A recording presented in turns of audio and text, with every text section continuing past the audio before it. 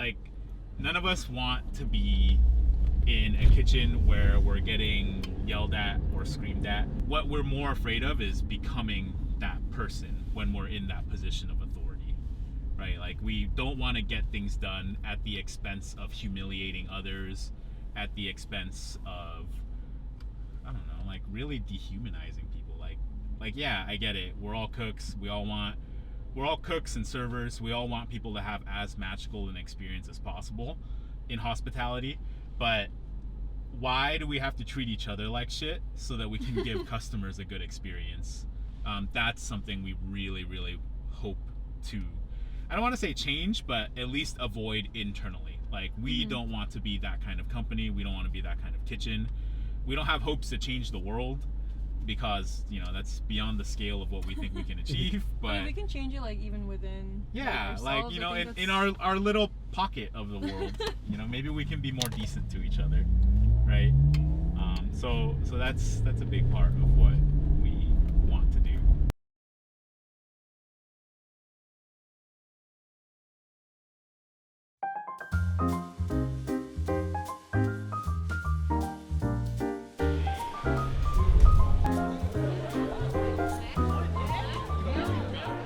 Big challenge in planning the event was that we were supposed to highlight beef, but it's not really sensible to be eating 6 courses of pure protein, and especially A5 type stuff, which is, there's a lot of fat in there. So it gets really heavy really quickly. So to start, we did a plating of roast beef.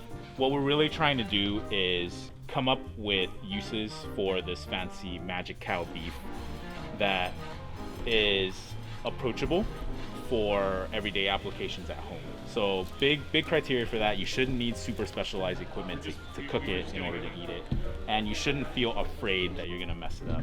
So one of the things we wanted to demonstrate was that even if you took secondary cuts off of these A5 cattle, that it still made for a superior eating experience with something as everyday as deli meat. And although it was cooked, we sort of plated it in the style of carpaccio so that, real talk, people could take like 1 or 2 pieces and move on. Second thing that we led that into was bacon and sausage. Cured, smoked, and then we actually sliced it relatively thin and served it at room temperature. This bacon was already fully cooked off of the hot smoking process, so safe to eat, just sliced like that. We wanted to really highlight the melting qualities of the fat off of these cattle, and the key thing is it's actually below human body temperature. So that means when you take a piece of well-tempered beef, even if it wasn't like cooked in a hot pan, and you put it on your palate, the heat from your body is enough to start rendering and liquefying the fat. Luxurious, beefy, fluid. It comes across as being extremely juicy, even though it's not hot. So that's something we really wanted to showcase. And then the sausage was modeled after Portuguese linguiça. It's sausage casing, pork farce, and then cubes of Wagyu inside of that. Reason we did this is because as you're slicing through that sausage after it's heated up, same thing as the bacon, it's hot smoked first, so it's already a fully cooked product. When you slice through that piece of sausage, you get first the snappy casing, then you get like really, really supple and juicy ground pork farce, and then you get bites with a little bit more substance that remind you of like the really tender chew that you need to put into steak. Our big thing was that even though it's one uniform looking sausage, we want the eating experience per bite to be very, very multi-dimensional. So that was our thinking there.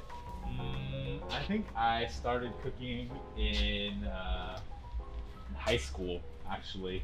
Still remember the first thing I made. It was some pork meatball with lemongrass. Tasted terrible. I served it. It was so dry and undersalted. Yo, the first and thing I served it to Tom, the guy you never got to meet. And I just remember him eating it, and not wanting to crush my dreams and being like, this could be good with hot sauce. Dude, I think the first thing I made was like a scrambled egg, and I tried to put like all the ingredients in the pantry, and the scrambled eggs turned out gray. I don't know how that happened. It tasted awful. So yeah, I think that was also in high school. I think I was like a freshman or sophomore. I was like, I've seen people do this so many times. Just put eggs together, scramble and all the ingredients, and it was a scary color. It was literally gray. Like, I didn't know that eggs could turn gray. Hot.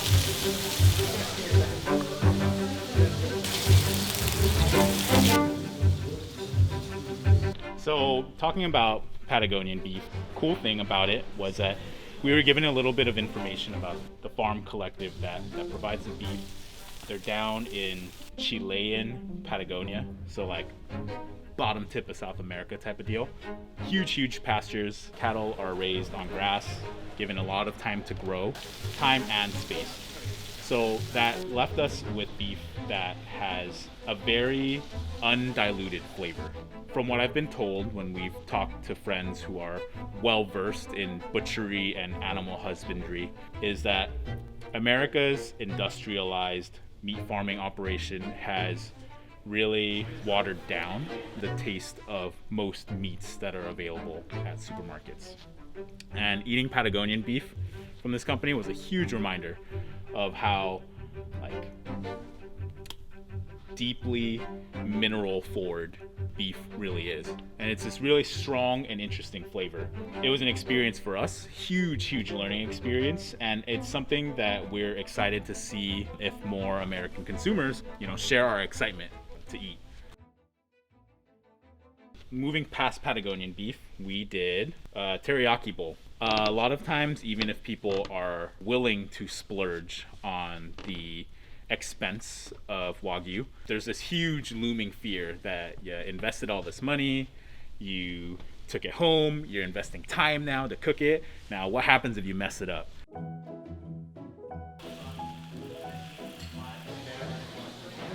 What we really wanted to do with this particular product was engineer a way to cook Wagyu that was convenient and, truthfully, relatively foolproof.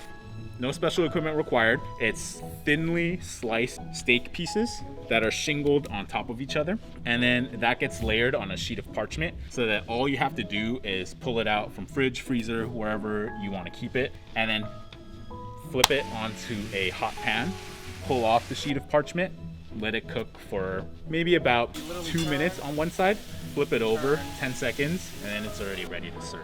Now, the key thing about the meat being shingled on top of each other is that you have portions of each bite that make direct contact with a hot surface. So you get really good browning and all the delicious flavors associated with that. But then you also get pieces that never quite get that harsh, high temp cooking.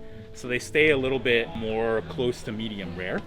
And you get that experience of having both the browned crust on the outside of a steak, but also the supple, juicy, medium rare interior, all on thin slices that you can cook in, honestly, including the time it takes to heat up the pan, no more than 5 minutes. We thought that was pretty cool. Like, we all cook, but that means when we go home, we're kind of lazy, and we look for ways to still make meaningful food at home, but not invest the sort of time that we just spent 16 hours at the restaurant doing.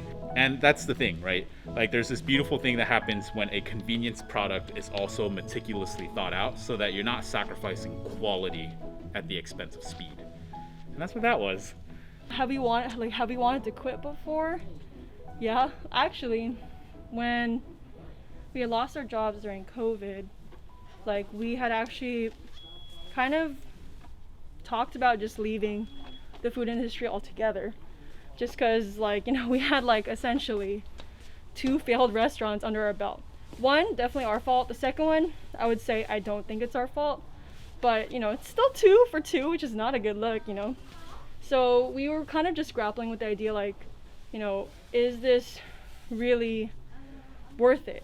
Just because we were approaching our 30s, we hadn't had any real milestones in terms of career, whereas most of our friends, and again, it's not always good to compare, but it's still useful to compare, where most of our friends steady job, maybe are getting houses, maybe they're getting married, you know, like all these things that are considered like milestones. Like we hadn't like even hit any of them.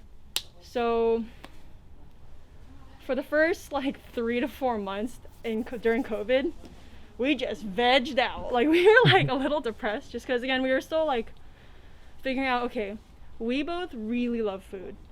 Like we're very passionate about food, but like, is it worth it?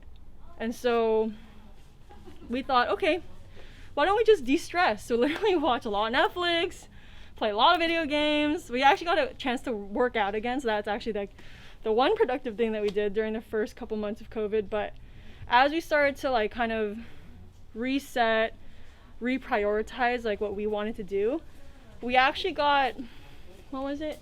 On SGV Eats, there was one person who had asked, and this was like a year already from when we stopped even doing Hainan chicken, but one person asked on SGV Eats was like, hey, does anyone know what happened to that Hainan chicken from Tasty Food and Rosemead? I'm really sad because I wanted to go there one more time, but the last time I went, they were gone, and now I don't know how to find them. And so we read that, and we were just like, okay, if there are people out there who remember our food and were touched enough to reach out on like that kind of platform, maybe food could work. Maybe it's worth it if there are people out there who believe in what we're doing and are willing to try, because that's all it takes to start, I think. When we talk steak in America, usually people only think ribeye, tenderloin or filet mignon, and strip loin or like a New York steak. But the thing is, there are like so many other interesting muscles that actually work extremely well for steak style consumption. And the big ones we wanted to highlight were sirloin, flat iron, and zabuton. Sirloin is really, really fantastic if you prefer your steak to have a little bit more meatiness to it. Like, I think when people think of A5 and Wagyu, they think of like butter steak where you put it on your tongue and it just sort of disintegrates and melts. I understand it's a really cool experience and you're kind of looking for that, but it's also really, really hard to enjoy too much of that. It gets really heavy really fast. But with sirloin, off of these magic cows, you still get an intense marbling, but you retain enough of the muscle structure that is inherent to that cut that you get just super deep, juicy steak without it being overwhelmingly fatty. Transition that into flat iron, which to my knowledge is considered the second most tender muscle on the cow. So right behind the tenderloin or filet mignon. So flat iron, super tender. Other thing that's cool about it is that the internal marbling, which is rich on all of these cuts, is extremely fine on the flat iron. So you don't get thick bands of fat anywhere. You just get highly, highly interspersed fat in every bite. So you don't ever get that feeling that you're chewing on a piece of fat. You just get the feeling of chewing on unbelievably tender meat. That was taken into zabuton, which is actually a very specific muscle that comes off of the chuck portion of the cow. Chuck's normally kind of labeled like tough meat that you stew, you grind, you do all sorts of things that sort of just mask the original texture of. But it's also a very hard-working part of the cow, so it has a lot of flavor, which has a intense but thicker marbling compared to the flat iron. And the experience eating it is that really, while it is comparatively tender, a little bit less so than the flat iron, as you chew it, it literally gushes moisture. And again, really, really cool experience, especially eaten in a smaller portion of a steak. Definitely not something that you'd be able to down 16 ounces of, though. No, my parents hated the idea of me doing food. Yeah, like hated it probably more than anything else I could have done. You know, immigrant family, they were sold the American dream where if they brought their kids to America and ran them through the US education system, that it was all supposed to be like rainbows and dandelions afterwards.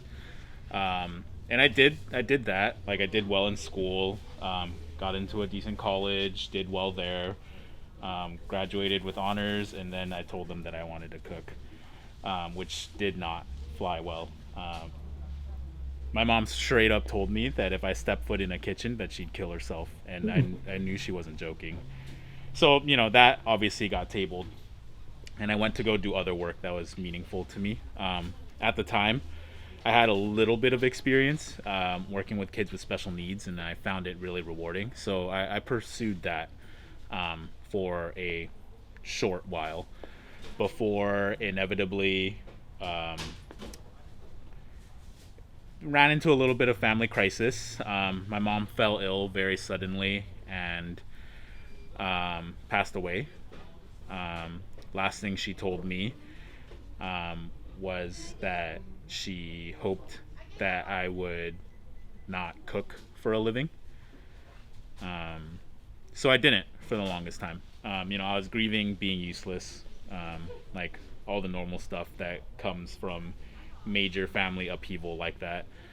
But my dad, I feel really bad about this. We still had the restaurant at the time, and he was going in every day to keep that place going. And it's crazy because literally the day after my mom's passing, he was back in the restaurant. So, you know, when people say that the restaurant industry is really demanding in terms of time and effort, that resonates with me on a very personal level because you know, I realized that my dad never had time to grieve because he had a restaurant to run. But given the passage of time, I asked my dad if I'd be able to go help at the restaurant. He begrudgingly said that he couldn't stop me. And that's how I got involved at the family restaurant. Yeah. Last thing that we did after the steaks were a patty melt. This was kind of cool because I think that ground hamburger meat is really, really deeply entrenched in American food culture. Naturally, like, we've all eaten burgers. When people visit America for the first time, they kind of want to eat burgers. But it's kind of sacrilege to take meat so inherently beautifully marbled and to run it through a grinder. So the big question we actually were curious and wanted to answer is there a real eating advantage in grinding up this high-end Wagyu? Or could we have just taken very commodity level beef and thrown extra fat into the grind mix, and would it have created the same result? We all assumed that it wouldn't make a big difference. Interestingly enough, it does make a kind of big difference. And the key thing, returning back to what I was talking about, melting point of the fats. I think burgers are really tasty, no matter if they're overcooked or like not perfectly done, hot off of their cooking surface, because the fat's still really, really liquid. But you give that burger a second to cool down, and then all of a sudden it sort of shrivels up, the meat tightens, and now it has this dense structure, and it's kind of dry. Yeah, sad hockey puck. Because this fat melts at such a low temperature, even a patty that has been given a little bit more time to cool still registers that feeling of hot, juicy burger at a lower temperature. This opened up a really interesting opportunity in our minds because that meant that these patties really had a longer window of maximum enjoyability. They didn't need to be hot off of the cooking surface. It could be wrapped up to go and you'd still have an experience more closely reminiscent to the juiciness that we all crave when a patty is cooked correctly and served to you immediately. And the thing that we also wanted to convey as a message was that Wagyu is a luxurious ingredient. Wagyu is a luxurious experience, but that doesn't mean we can't utilize it in formats that are familiar and nostalgic to us, right? Like, nothing wrong with a really, really thoughtfully done and well executed burger. And it turns out that magic cow properties extend even to ground meat. So, lesson learned. Just in time, dude. Well, foie gras gin. Yeah, so let's start with Jin. I know it's off. That's why I'm asking why it's like what happened. I don't understand. This is the end piece. That's yeah, okay. God forbid you use the knife and actually shoot. Okay, but are you serious? Look at the rest. You know what? Tim, you gotta choose better friends, Tim. You gotta choose better friends, man. This is all I got. Oh, jeez. I met him when we still had our restaurant. And to give some context, we had built up a small reputation for serving a tasty rendition of Hainan chicken. But occasionally we cook other things. Nah, I'm gonna stay kind of. I'm gonna take this one. And Jin caught wind of a night that we were serving Central Texas style barbecue. And he came the next day, and I wasn't there because I was out buying something. But he came later in the week, and we got to talking, and we've been friends ever since, really. And then thinking past that, we have Tim. Vinaigrette ratio. And then you eat it with beef, and then it goes, mmm. Who I met only earlier this year, when there was a lot of anti-Asian sentiment circulating the news with like violent attacks against elderly Asian people across America. Tim was actually the person spearheading a fundraising event to donate to charitable organizations that offer services and support for members of the Asian community, especially ones that had gone through these traumatic events as of recently. Sean, I met at the same event. Is it diced up? You want to dice up, or you want to dice up, man? Yeah, I diced it up for you. He was Tim's co-conspirator in terms of raising funds to help support a good cause. And same thing, like I can't believe that we've only known each other for such a short period of time, because it feels like much longer, and I'm hopeful that we'll be able to continue doing cool things together. Even more recently, I got the honor to meet Jung. Jung had only recently moved to LA. Like, we were talking like in the same week when he caught wind that Tim was helping me out at a catering event, and Jung volunteered his time, without meeting any of us, without he knew Tim prior from their culinary background, but without knowing who the rest of us were or what we were doing, he just signed on to help without really looking for anything. And I think that speaks volumes as to what kind of person Jung is, how helpful and open-minded he is. Not to mention the fact that he was able to do anything that we asked him to do, so also extremely versatile. But needless to say, I could go on forever about each of these guys and the vast experience that they bring to the table. But really, I'm thankful that we're all friends, because cooking has been important to me for a really long time, and I never imagined that it could feel even better cooking with friends. So I'm thankful for those guys.